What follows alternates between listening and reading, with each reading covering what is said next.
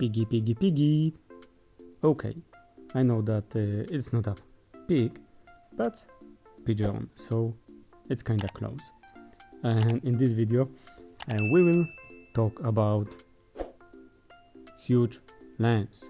It's finally 18-500 f1.8, weighing about 500 pounds and has a size of a little truck. Okay, of course I'm just kidding, but at least we are talking about just a little piece of glass, and it's of course full frame kit lens, so 28-60 f4 to 5.6. and it's a funny thing because it's kinda small lens, extendable.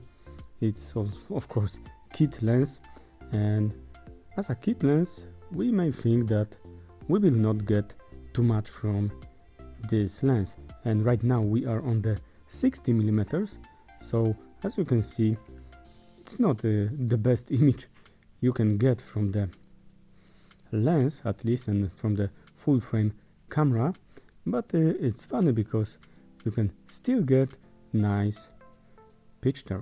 And in general I'm kinda impressed with this lens, I have to say, because it's small, light, and especially it gives you very good image quality.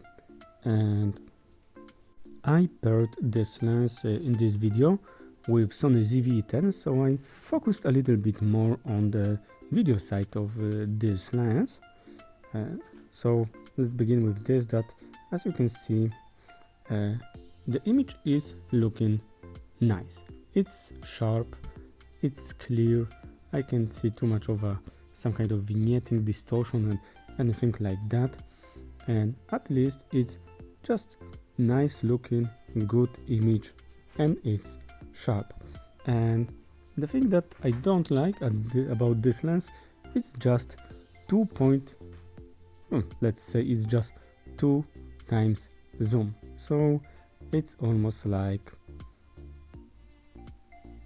prime lens, almost, because we can zoom a little bit, but it's only 2 times zoom, so we don't get too much with this lens, so we can just punch a little bit with this lens. And the second thing, that 28 is not wide enough, and on the other hand 60mm is not enough on the telephoto side, and that's the main, maybe not huge problem for me with this lens, but at least we cannot do too much, because from one side we have not enough, and on the other hand we also don't have enough, so it's some kind of tricky part of this lens. But it's small, and we can even put it in a pocket of our jacket or maybe trousers, so that's, I think, the idea behind this lens. In terms of focus, as you can see right now, by the way, it's 24 frames per second, as you can see, slow-mo, so we've got 5 times slow-mo in this in the ZV-1.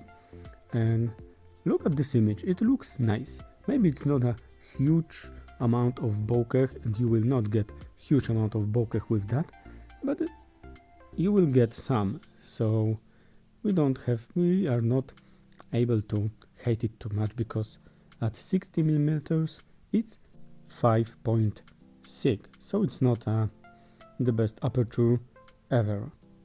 But regarding to the cooperation with ZV-1, it was working amazingly. So it works amazingly with autofocus, as you will see in 1 second.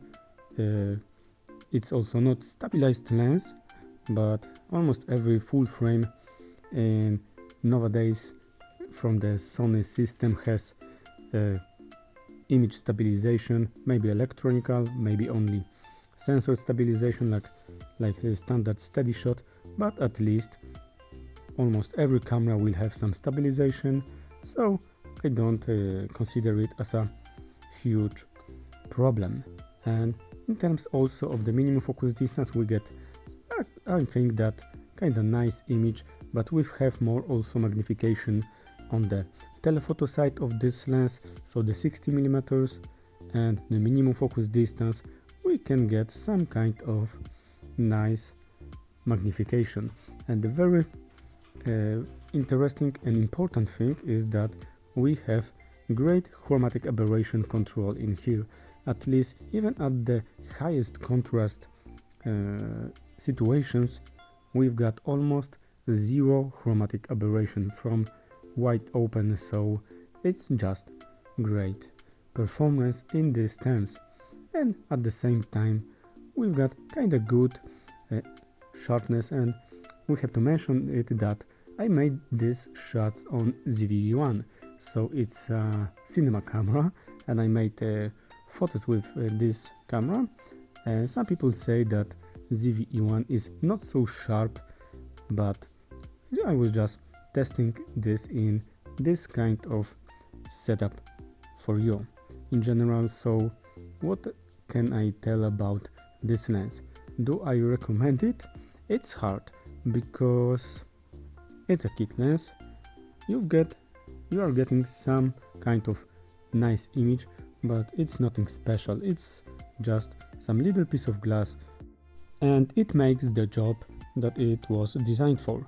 So guys, thank you for watching this video. I hope that you will like, subscribe and comment below. Thank you for watching. See ya.